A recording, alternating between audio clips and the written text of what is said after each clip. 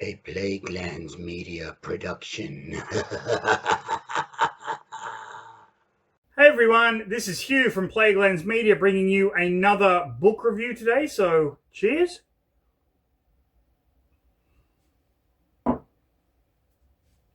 Now, today I am bringing you a sequel novel written by John Hunt. This is a sequel to a book that I reviewed on the channel already called Dollhouse. And this is Olivia.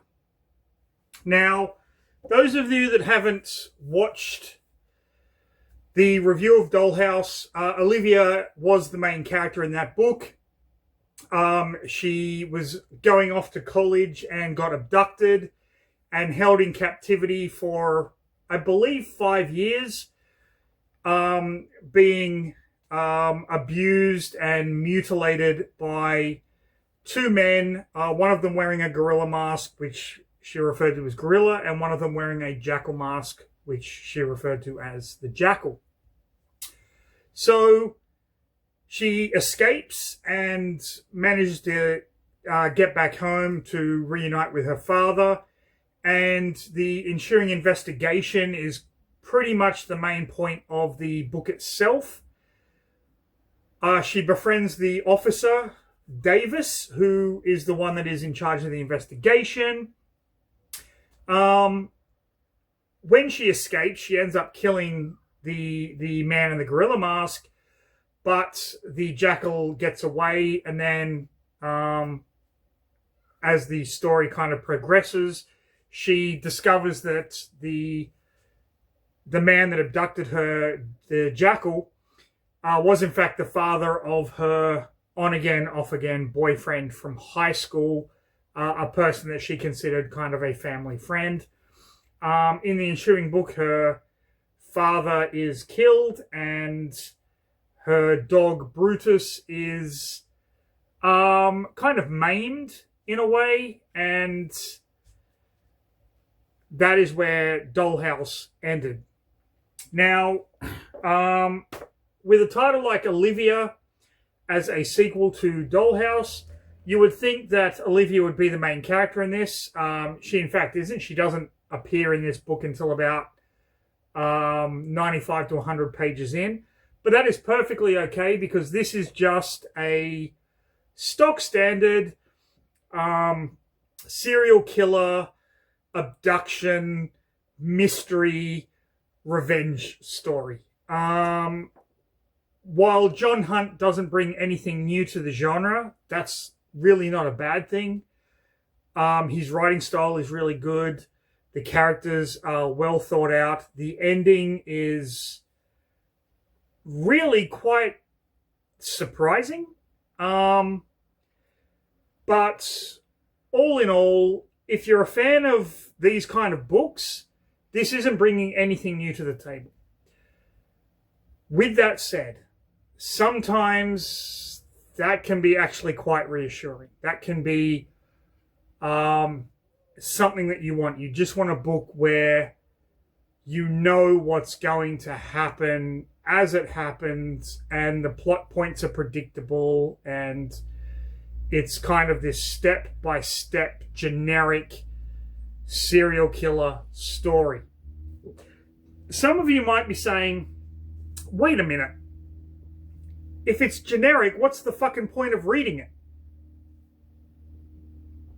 What's the fucking point of watching a horror movie when you know where the beat counts are? What's the point of reading a comic book when you know the hero is going to win in the end? Like, what's the point of fucking anything, really? If that's the attitude you want to take with this kind of stuff, then what's the fucking point? You know, the point is sometimes you just want to read something or watch something or listen to something that is reassuring, that you can just enjoy for the sake of enjoyment.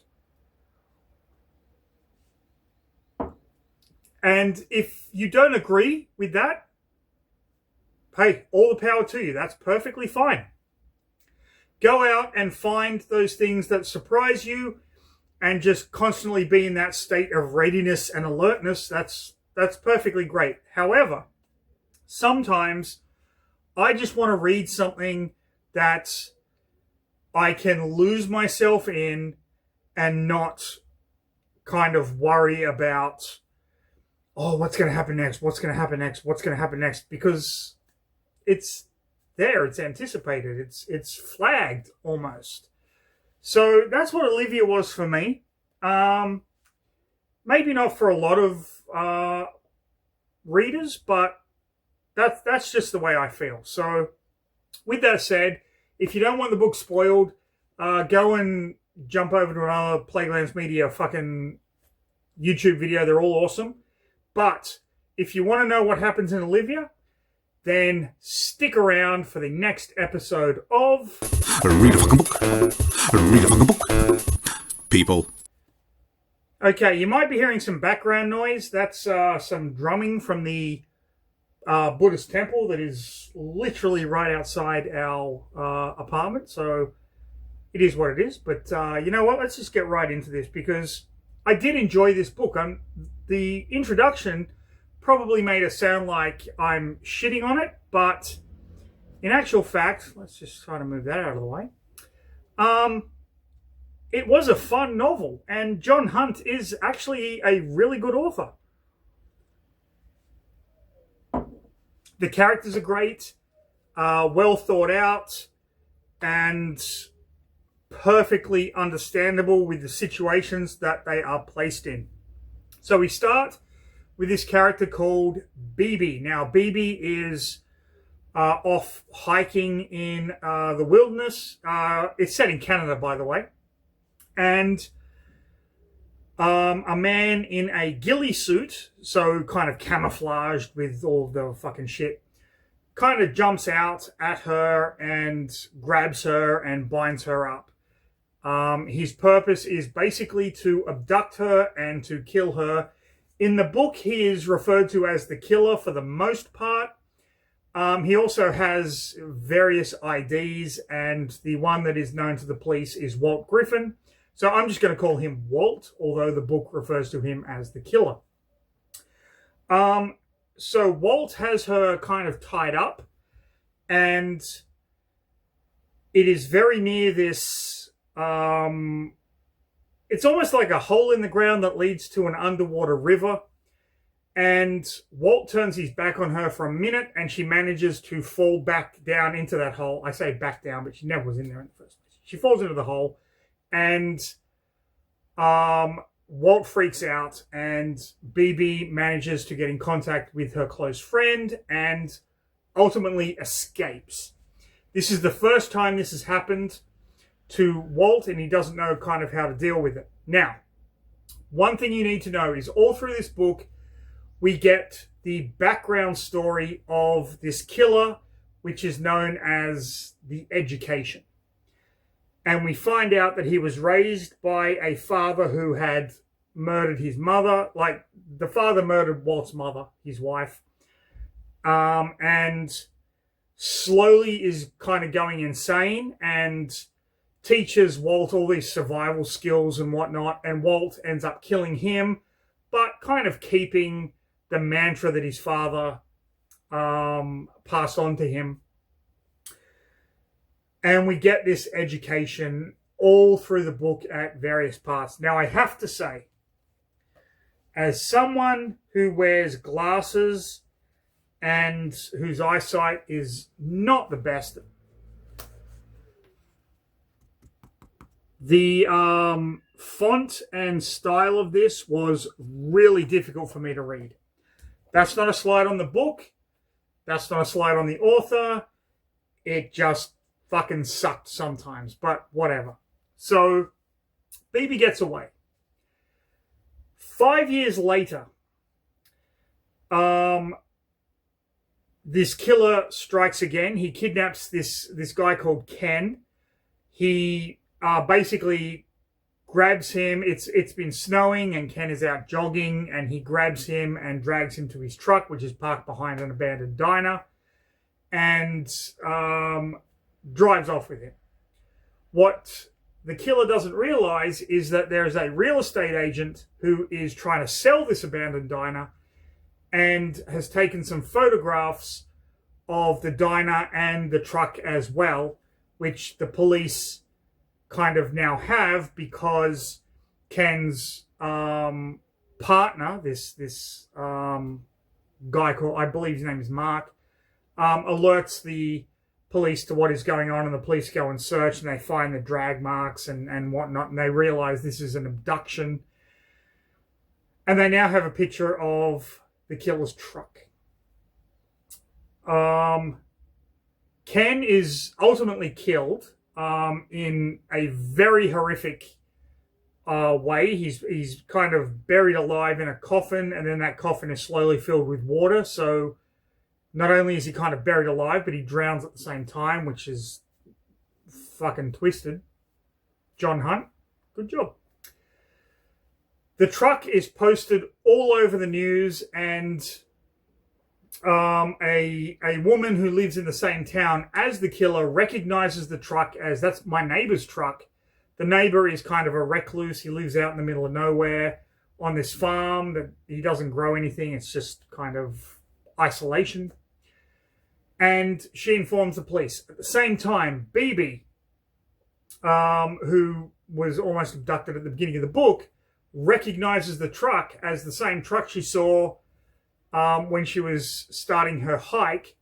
And so she goes to the police, and that gets kind of Davis involved, Davis being the cop from the first book.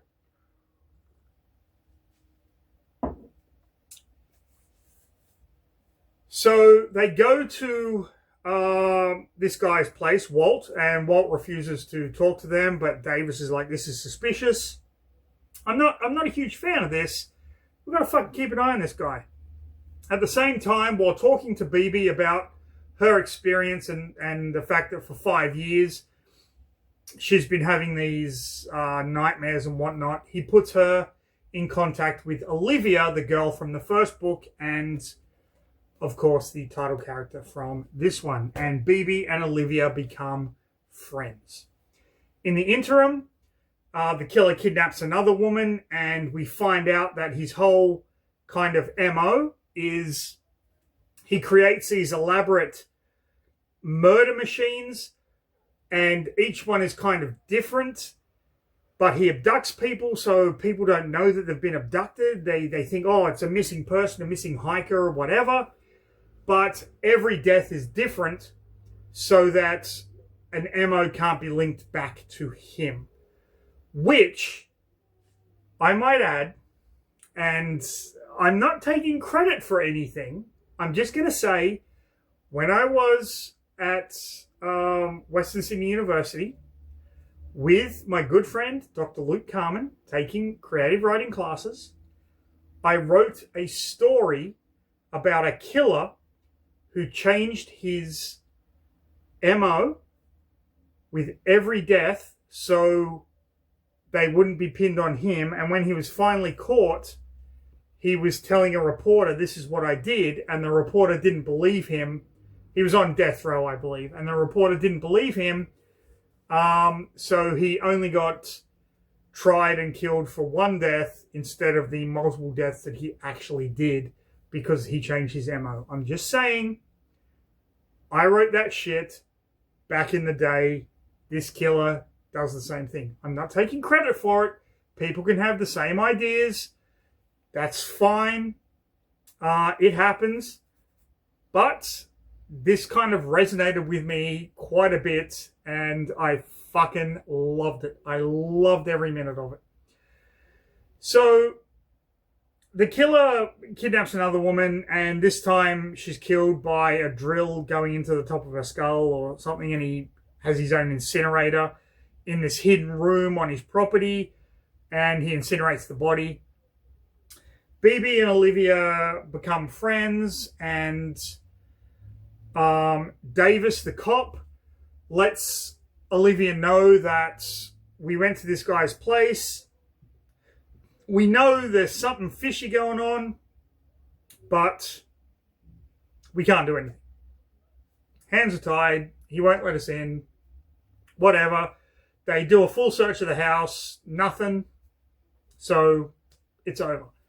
Olivia gets pissed off and BB gets pissed off, and they hatch this stupid fucking plan. This is literally the stupidest plan I have ever heard. Now, the reason the cops know that this guy is the killer is because the woman who got the drill bit through her head had 2 cell phones, and they pinged her work cell phone, and it was showing up on his property, but when they went there, they couldn't find it, and blah, blah, blah. And so the cops are like, nothing we can do. Here is the plan that Olivia and BB come up with. Now, Olivia, at this point, is... Think of Sydney from the Scream movies. She's suspicious of everyone. She's keeping to herself. Brutus is still around, even though he got maimed. He's still alive and kicking. But she's got 2 new German Shepherds, Freya and Odin, who she has trained. And they are kind of attack dogs to protect her. So, BB and Olivia's plan is BB sneaks onto the property. After Olivia punches her in the face to make her look wounded, calls the police, pretends she's been abducted, and then they can go and arrest this guy, and that's the plan. It's so fucking dumb.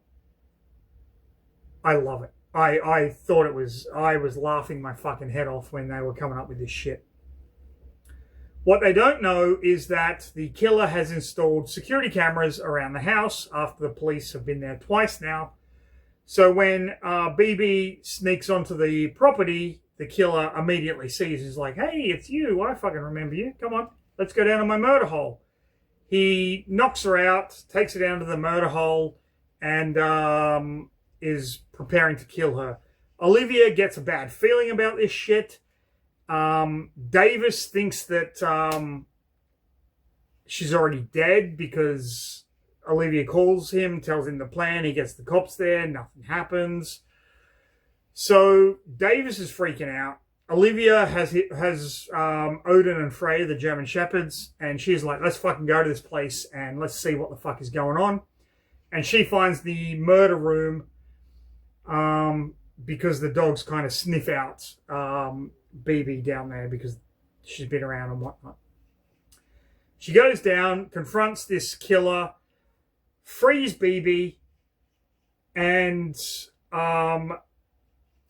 the killer kind of attacks this guy, Walt. We never know his actual name.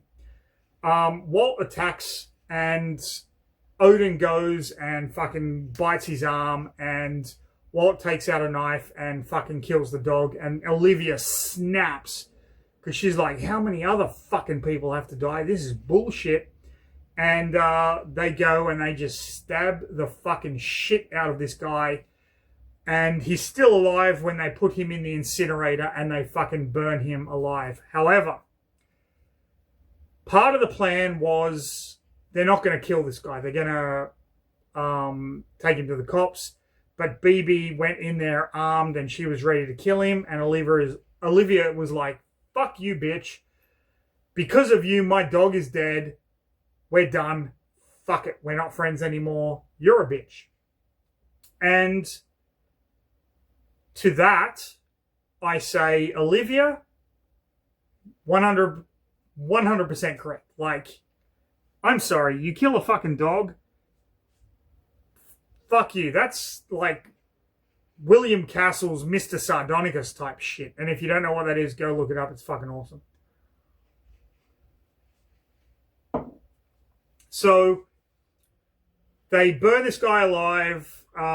Olivia takes the Freya and the dead Odin back, buries Odin in the garden and whatnot. They contact the police. The police come and BB lies about what happened and stands by the lie. And then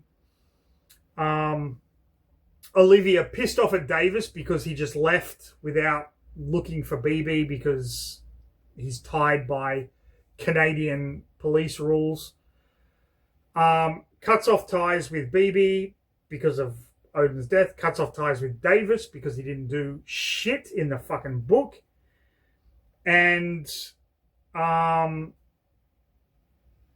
Davis every so often goes past this guy's house. They never find the body. They never find the underground room. And the house just goes into disrepair until it's foreclosed by the bank. And that is how the story ends. Olivia feels betrayed by BB because while Olivia killed her 2 captors, and BB promised Olivia, I'm not going to do that, she kind of feels like, well, you fucking did it, so why can't I do it? And Olivia's like, that's not how it works. But then she went against it, and because of that, Olivia's dog died. And Olivia is like, how many fucking people have to die because of this shit? I am fucking done with everyone. And she fucking rides off in the sunset like Shane at the end of that fucking movie. Was it a great book? No. Was it a good book? Yeah, it was fun. It was enjoyable.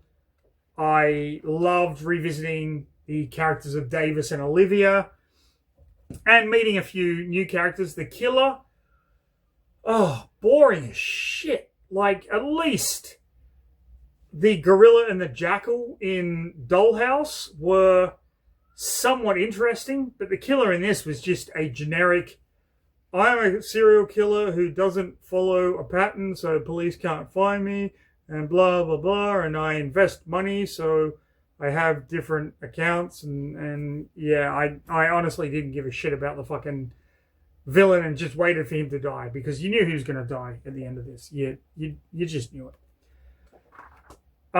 Would I recommend this book? Read Dollhouse and then read this. It is a very good continuation of the story. Apart from that, I don't really have anything else left to say. I do like the cover, however, because the killer uses the wilderness in order to abduct his victims. So it's a really nice cover. And yeah, that's about it. If you enjoyed the video, by all means, please like, subscribe, leave a comment. If you didn't like the video, have a drink and fucking relax. Jesus. But most importantly, stay safe. Have a fantastic rest of your day. And of course, go out there, read a fucking book, people.